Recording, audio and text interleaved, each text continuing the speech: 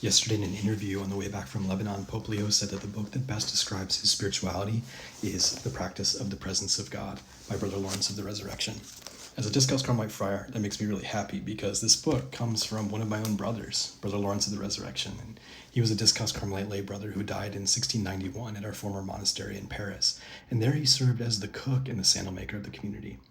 So Brother Lawrence wasn't a famous theologian. He was simply the brother in the kitchen, the brother in the sandal shop.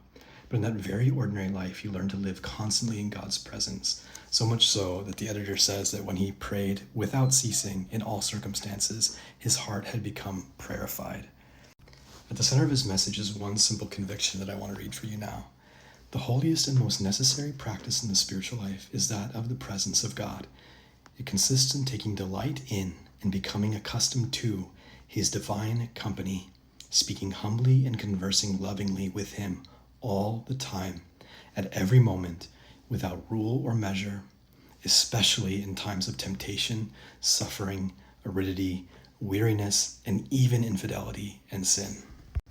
For him, that meant turning every action into a kind of quiet conversation with God, not just when praying, but for him while cooking, while mending the sandals, or while walking through the monastery. Brother Lawrence shows that we can turn our commutes, our emails, our dirty dishes even, into occasions of prayer, as little interior glances toward God, brief acts of love and trust, right in the middle of everything. Now, if you go looking for the practice of the presence of God, you're going to find lots of versions.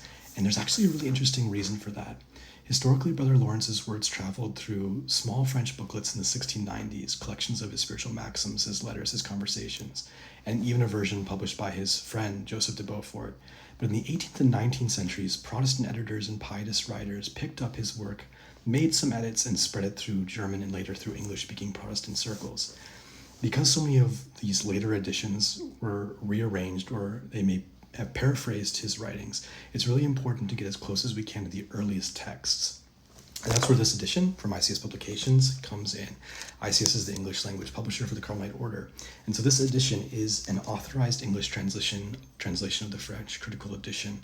It's based on the earliest printed sources that we still have. And it's the recognized standard for Brother Lawrence's spirituality, and translated much more recently than the other English translations that may have come from the 1800s.